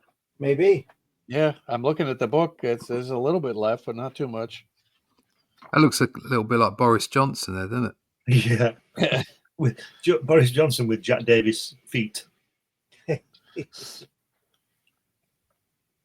Look at that expression there on the bottom panel, the far left guy next to the lamp. it? Isn't that fantastic, that expression there? Just peed off. Yeah. I don't know who that senator is, but do you remember, Randy, you remember Senator Everett Dirksen? No. He had a great quote. This was in the 50s, talking about the budget. He said, $1 billion here, $1 billion there. Before you know it, you're talking real money. Yeah. Now it's trillions. Yeah. Yeah. Look at that color. Beautiful. Oh, yeah. Now I'm looking at it in the book, and it's a very different color in the book than it is on screen.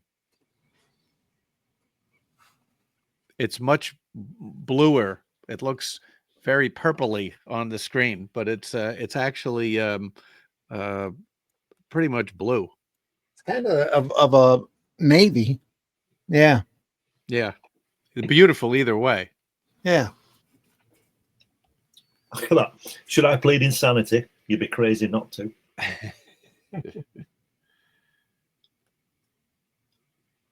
How far back should the Israelis withdraw? About 25 years. Yeah. And now that would be about 75 years. That's right. Yeah.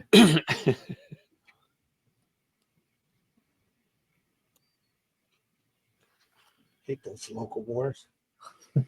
It's a great style, though. Yeah, it's fantastic, isn't it? And those Arab guys are next to an oil pipe. Yeah. Is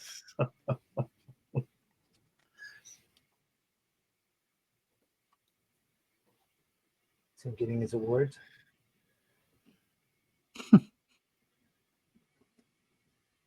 Daddy, what's it called?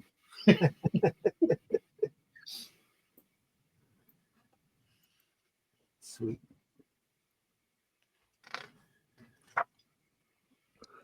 Ooh. Right. Bit of an activist, our Jerry, wasn't he? I think that was a famous poster, if I'm not mistaken. Bloody artists. Yeah. Literally. How dare they have an opinion? Yeah. How dare they have an opinion that's right? Bloody wankers.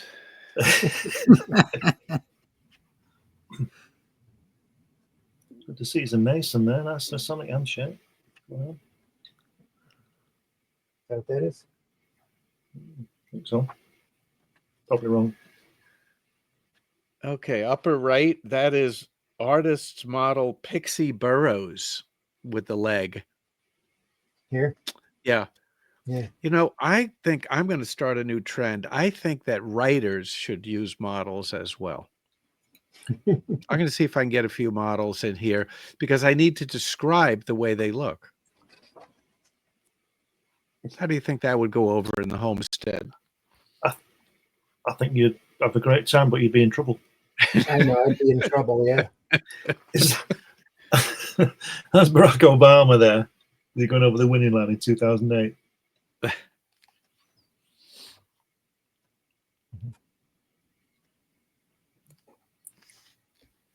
It must be. It's but talking about Disney buying Marvel.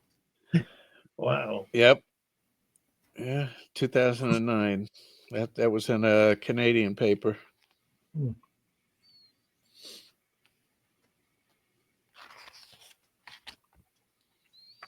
My big pickle.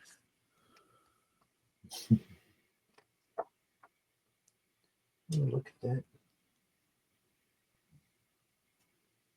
And then he switches to that picture there in the middle with all that lovely line cross section in.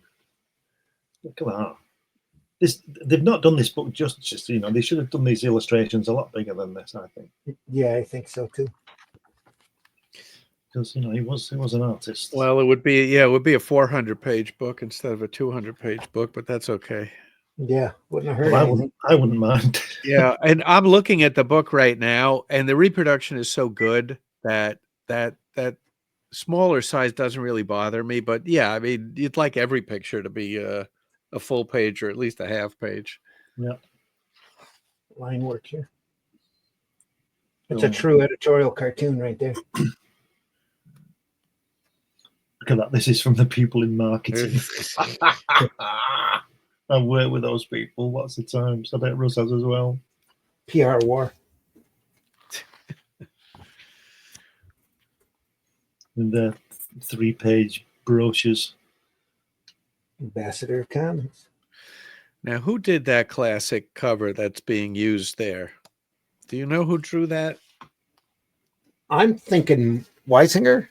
I don't know. That was that had I don't to know. be. That was the Superman cover, I think, number 10. Yeah, during the war. Yeah. Let's look that up. Very beautiful, very classic stuff. That is a classic cover. Let's see. Back when Superman was big, big, big, big.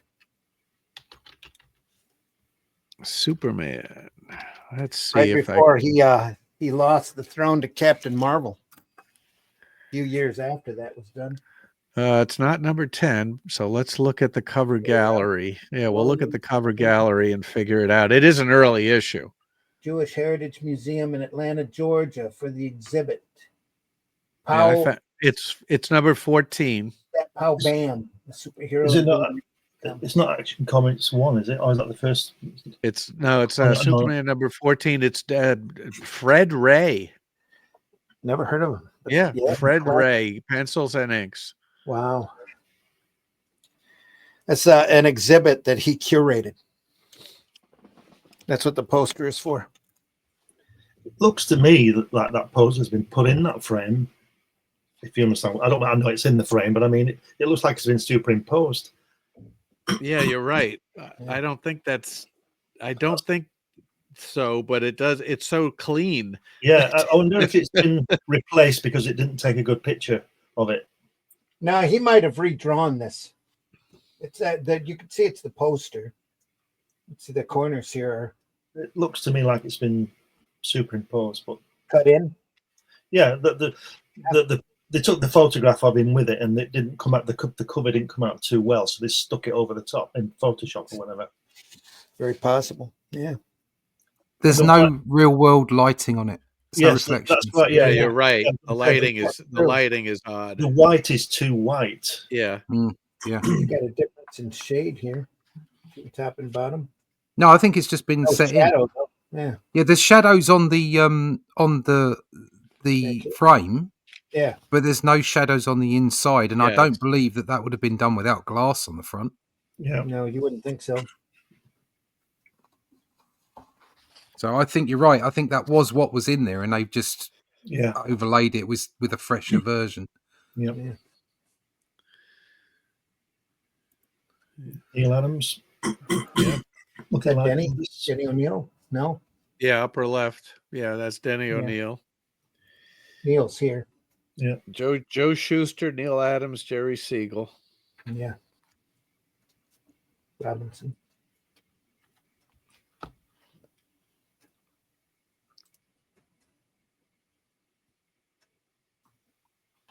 Neil Adams here.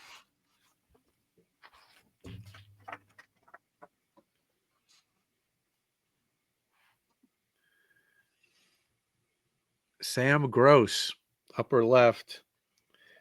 He has some of the most outrageous funny cartoons ever to appear in National Lampoon. Mm-hmm. I remember his signature. Yep. Mm-hmm. We're coming to quarter 2, Randy. Do you have to close early? Yeah, we have to close before the we have to close before we hit 2 hours. Okay. We have another 22 minutes. Take a look at page 193. That poster is reproduced.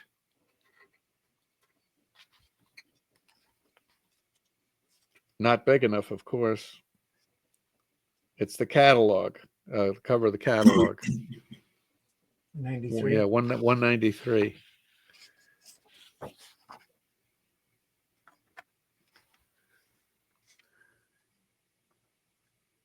Oh, there it is. Yeah. Yeah, they just laid it on top. Yeah, they had to. That was Will Eisner. Yeah. Yep.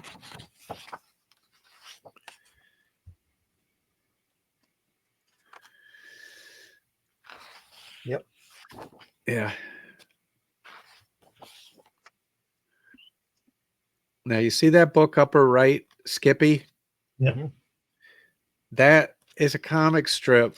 I think it was in maybe the 30s or the 40s. Jerry Robinson wrote the introduction. I have that book.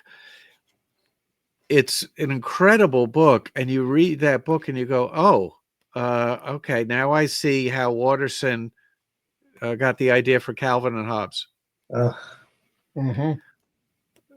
As original as Calvin and Hobbes is, he clearly was looking at Skippy. There was a number of kid strips back during that period too that I'm sure he went back to. There's was it Super Snipe Comics? Yes. That had a kid with an overactive imagination, and there were a couple of Warner Brother cartoons with a kid with an overactive imagination too, that he kind of pulled Spaceman Biff from. Yeah. Yes. Yeah.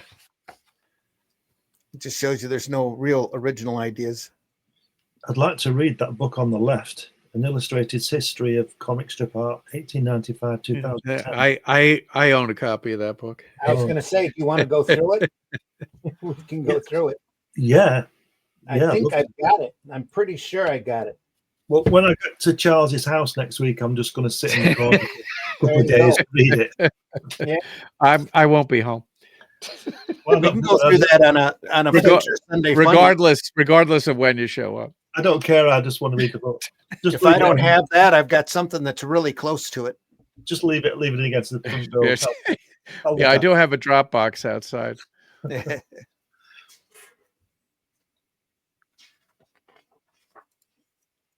I'll have to look and see. I think I'm pretty sure that's the same book with a different cover that I've got. There he is, drawing that logo. Oh, he's doing the logo. Look at that. Yeah. There you go. You see. No, that would be nice to have. Yeah. Yeah.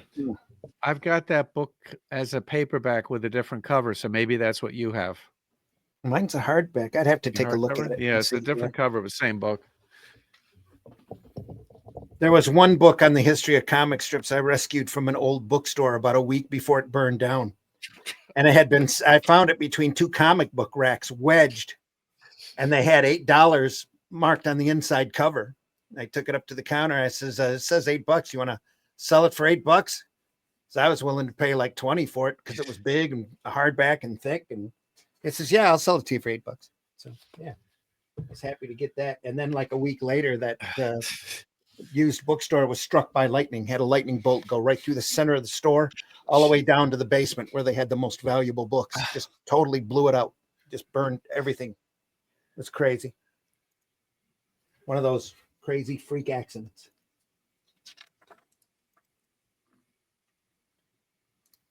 And there he is. And there he is. As a Russian spy in Berlin. Yeah. Portfolio work of his photography. Yeah. Yeah, we have about 15 minutes before we have to leave. We'll go through this a little quick. It's a nice shot. I like it.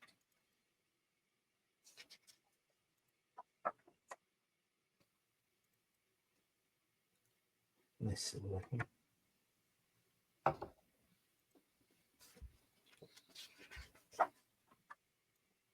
Painting and sketches. Oh, another great shot. I love that.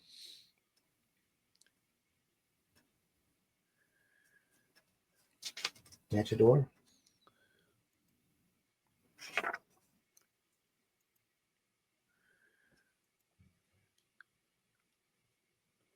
That's pretty cool. Isn't that drawing there on the left where that woman's looking at? That's at the beginning of the book, isn't it? At the top. Yeah. At the top. No, to the right of that the drawing of the room. That's at the beginning of this book, isn't it? Yeah. Do you know whose sketches are just astounding? Is Robert Crumb. Yes, I think his sketch work and portrait work is probably better than his comics. He had 3 magazines, drawings of women, and I don't think they're not pornographic. There might be a nude or two, called Art and Beauty. Mm-hmm. They're not that expensive. They're black and white. They're hard, like cardstock cover magazines. Art and Beauty, 3 issues. The drawings are just, he's so good. Yes. Yep. I love his he does photorealism with stipple. Yes, that's what a lot of, there's a lot of stuff like that in those portfolios, if you want to call them portfolios. Literally mind-blowing.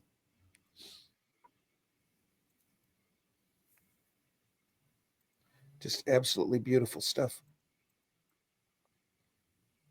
The guy was an artist. Yes, he was.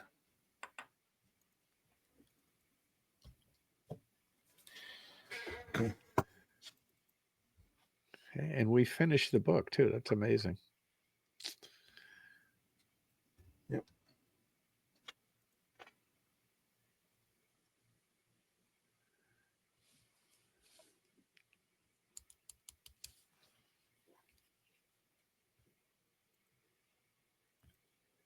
Interesting.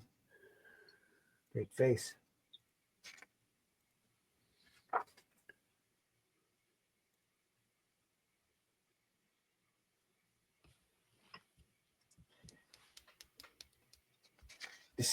Outside display in the park, probably.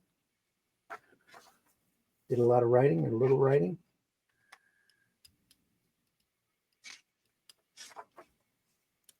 The sources. The index. Timed, wasn't it? There we are. Oh, what was the price on that book? I see that sticker on the back. $4.99. Wow. It's from Ollie's. Yep. Another Ollie's special, folks. $4.99. Yeah. Couldn't pass it up. Great stuff. Yeah. Wonderful. Folks, that's Jerry Robinson, ambassador of comics. We hope you learned something today. We hope you enjoyed it as much as we did looking through it. Great material. That book is also available on Amazon, I believe. If you care to buy a copy of your own, I wish we had a association with Amazon where we got a cut. I'd throw a link. But anyway, again, folks, we deeply appreciate you being here. Sorry we were pre-recorded for this episode. We will be live for the foreseeable future from here on. Every Sunday at 9 a.m. we'll be looking at some great stuff. If I can find that comics book, maybe we'll look at that next week here on Sunday Funnies. We're still looking at Mobius on Comics by Night, Friday mornings at 5 a.m. And I believe next Friday we'll look at some Lieutenant Blueberry. Yes. And maybe Chihuahua Pearl would be good. Just absolute classic stuff. Thanks again, everybody, for being here. Charles, tell folks where they can find you. They can go onto Amazon and find my boy Rammer. First issue is behind me. Second issue is right here. Master Thief in a Future Police State. If you're looking for a comic book with the word Ram in it, this is the one you want. If you only read one comic this year with the word Ram in, read this one. This is the one. Your life might just depend on it. All right. Russ, tell folks how they can find you. Yeah. Not on camera, apparently. Not on camera. Here I am. You can find me at russleach.com. Sign up for the email list there and find out all about The Atlantean, which is soon to go to print. It's had a couple of minor delays, but it should be in people's through people's post box first part of December. So check out russleach.com, sign up, and see where it goes next. Hopefully sooner, if at all possible. Yep. Glenn, tell folks how they can find you. Everywhere. Just go to Amazon. You'll be able to look at my 12 books. I think I've got 11 or 12. Excuse me. And just put my name in Google and you'll find me all over the place. Facebook, Barnes and Noble, whatever you want. Just you'll find it. Seek and ye shall find, as someone said. Make sure you go over to Fund My Comic and look at Hatch Annotated. Mm-hmm. Just go everywhere. Just have a look at everything. After we go off the air, I have a question, so I want to stick around for a few minutes. That's always one of the best conversations. Folks, I've been your host, Randy Zimmerman. You can find my work over at arrowcomics.store. There's a lot of stuff available over there. Look for the Shadow Kingdom. You can order, if you want a black and white, gray tone, beautifully gray tone edition of Shadow Kingdom. I believe this is $10 over at Amazon, Barnes and Noble. Bargain. Orders comics, or you can go over to arrowcomics.store, get the book that we did the campaign from. I believe that's $39 or $40 there, available over there. You just answered my question. You can also get a fantastic hardback version of the Shadow Kingdom. It's $39 if it's hardback. 39. I think it's about 16 if it's I saw a deal for 16 currently on softback. I think the prices vary depending on what deals they're doing. Yeah. I think it's smaller than this. Yeah. A digest version, yeah. Yeah, I got to get a copy of those. I got 3 hardbacks coming, but they didn't get here in time for me to do the show with. So, yeah. Folks, thanks a lot for stopping by. We deeply appreciate you being here. We know the majority of our viewers are after we're live, or we're not even live today, but we deeply appreciate you whenever you look at us. We are archived over at the Comic Book Black Belt YouTube channel, the Randy Zim YouTube channel, and the Indie Comics Network YouTube channel that has all of our previous shows, not just Sunday Funnies, but also Comics by Night. And both of those shows, we look at the best of the best, and we do it not because we're monetized. I'll tell you that. We do it because we love this art form. We love the people that have done it. We love looking at different artists, to be inspired by them and to talk about them, to analyze their work. If there's any artist out there we haven't covered yet that you want us to see or want us to go through, please drop a line. A message, drop a comment, whatever platform that you see our program at, and please hit the like button, hit the love button. Any type of interaction with those platforms only goes to help our algorithms and to be seen. If you enjoyed this program, tell your friends about it. If you love comics, give comics as a gift. We're heading into holiday seasons, and graphic novels make great gifts that people can hold on to forever. Buy alternative and independent comics, especially ours. Go visit your local retailer and look at those boxes closest to the floor that maybe have a little dust on them that maybe the retailer hasn't even priced in a decade or two. And you'll be amazed at the great comics that you could find in those boxes. There's old Warren magazines, old Marvel magazines, just some fantastic stuff, especially if you've never read them before. And don't let the modern comics get you down or bring out a dislike for this art form. Go back and read those comics that you loved and remind yourself why they were this great. And believe me, they are well worth your time to do and enjoy. Again, we deeply appreciate you stopping by. We want you all to take care. And we'll see you Friday mornings, 5 a.m. Live with a little bit of Mobius, and Sunday, back here Sunday at 9 a.m. Look at probably some comic strips, maybe a history of comic strip collection. Hopefully that one that Jerry Robinson did. I'll have to look at what I've got here.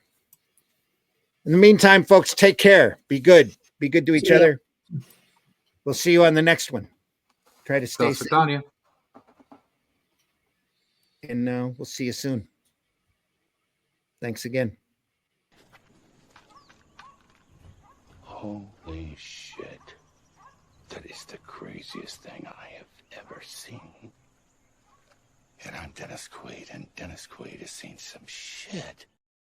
I think we're about to ship our pants. Ship my pants? Right here? Ship my pants? You're kidding. You can ship your pants right here.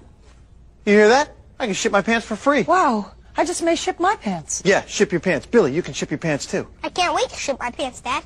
I just shipped my pants, and it's very convenient. Very convenient. I just shipped my drawers.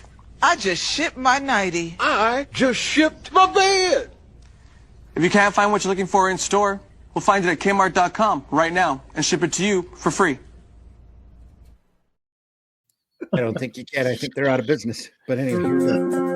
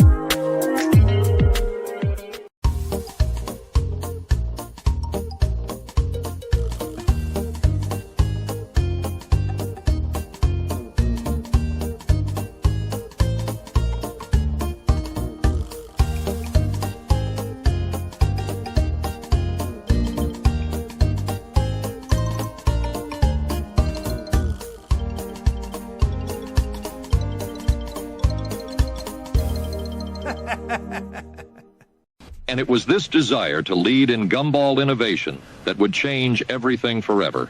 What we were trying to do was make the gumballs more orange, but what we did instead was open a rift in the space-time continuum, unleashing a godlike entity. You know, it happened.